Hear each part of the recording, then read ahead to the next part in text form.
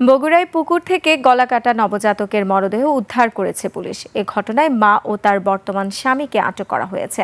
Police বলছে, আগের স্বামীর সন্তানের কোনো চিহ্ন না রাখতে মা নিজেই জন্মের পর নবজাতককে হত্যা করে পুকুরে ফেলে দেয়।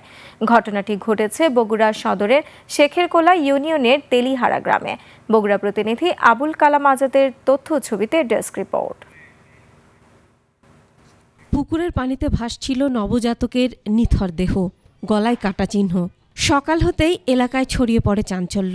বগুড়া সদরের শেখেরকোলা ইউনিয়নের তেলিহারা গ্রামের স্থানীয়রা পুকুরে মরদেহ ভাসতে দেখে পুলিশে খবর দেন। পুলিশ ঘটনাস্থলে পৌঁছে নবজাতকের মৃতদেহ উদ্ধার করে। জনরোষ থেকে উদ্ধার করে আটক করা হয় নিপা দুলাল দম্পতিকে। স্থানীয়রা জানান, বছরখানেক আগে বগুড়া শহরের নারুলি এলাকার শুকুর আলীর সঙ্গে বিয়ে হয় নিপা খাতুনের। পরে দাম্পত্য কলহে বিচ্ছেদ হলে প্রায় 2 মাস আগে শেখেরকোলা এলাকার দুলালের সঙ্গে দ্বিতীয় বিয়ে হয় তার।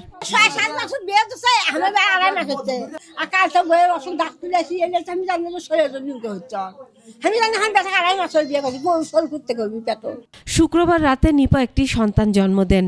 এরপর আগের স্বামীর সন্তান না রাখতে নবজাতকের গলা কেটে হত্যার পর মরদেহ বাড়ির পাশের পুকুরে ফেলে দেয়। এরা এটা বিরাট ক্ষতি করলো, নিষ্পাপ শিশু একই যাওয়ার মারলো। এরকম জানার কাম কেউ না করে, শাস্তি না হওয়া বন্ধু মানে আরো বেশি হবি। পুলিশ বলছে, দুলালকে বিয়ের সময় আগের স্বামী শুকুর আলীর সন্তান গর্ভে ছিল নিপার।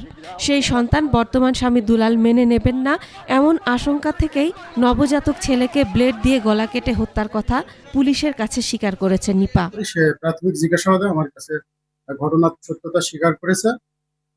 লাশ আমরা নিয়ে আসছি, লাশ ময়নাতদন্তের জন্য মেডিকেলে পাঠাবো এবং এই ঘটনায় মামলা প্রক্রিয়াধীন। এ ঘটনা নিপা একাই ঘটিয়েছেন নাকি এতে দ্বিতীয় স্বামী দুলালও জড়িত তা নিশ্চিত হতে দুলালকেও আটক করা হয়েছে বলে জানিয়েছে police. Masum আলিসা, desk report, 21 television.